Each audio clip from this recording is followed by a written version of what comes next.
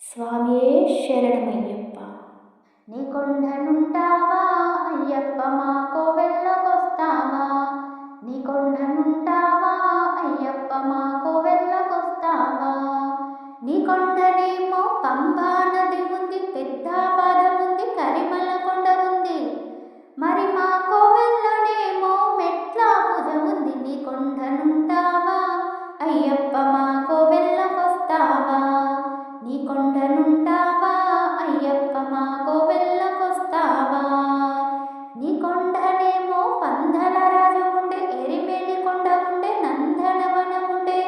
మరి మా కోవెల్లోనేమో పాలాభిషేకం ఉండే. నీ కొండనుంటావా అయ్యప్ప మా కోవెళ్ళ